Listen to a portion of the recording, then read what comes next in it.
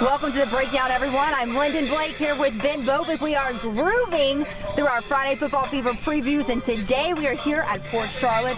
We see the beautiful Pirate football sign in the background. It's just a great atmosphere out here, Ben. I know you're excited to be back and see how the Pirates are looking this season. Absolutely. The Bucs are looking pretty good. They're bringing a lot back. They got to bring a large amount of their defense back. The offense looking like, I know their quarterback is looking to be, what, the first 3-year starter in Port Charlotte history? The first ever. So big deal for sure, especially when he has a 4.3 GPA. This guy knows how to run an offense. Oh, absolutely. They run a triple option, just like similar to what we saw from ODA, but they're implementing a new one.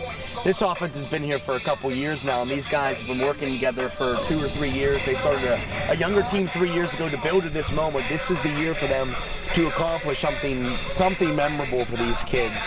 They never had an undefeated season in Port Charlotte football history, so that's something that's on their minds. But they're going on a week-to-week basis, as teams normally do. It's very cliche, but you really have to because you can't look past it. And they have a task at hand because their district is tough every single year, and it's hard not to think about that cross-county rival in the Charlotte Tarpons. This is a statewide game. If you live in the state of Florida, you know about Port Charlotte.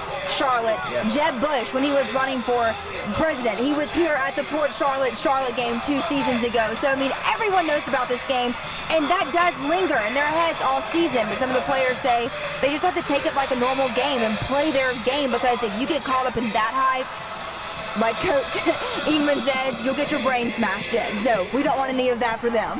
No. I think the Pirates could have a lot of success this season just with their mentality. I mean, it seems like they have something to prove this year, which they do.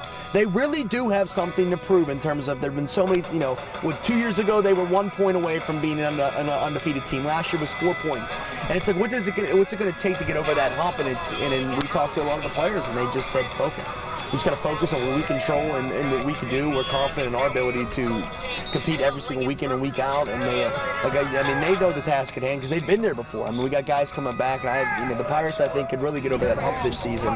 And if it's going to be any season, it's going to be the 2017 season. Yes, this is a team that we haven't seen. A lot of teams in our area have so many people coming back that have just played together for as long as this team has played together. And even though Coach still said when they started coming to the summer, they weren't gelling like he wanted to, so they've gone to Adventure Island. They've gone on some field trips, I guess you could say, to get that bond going, and it looks like it's working well. They feel great, they said, on the second day of camp here, and it's just going to be an exciting season to keep up with the Pirates. Absolutely. They got Northport #1 on the schedule, so I think that's what they're looking forward to now. Obviously, the kickoff game on the 18th.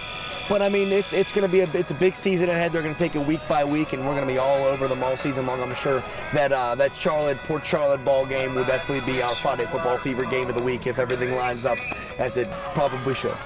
And we'll be keeping up with them, like you said, all season long here in Port Charlotte, and we'll see you next time on The Breakdown.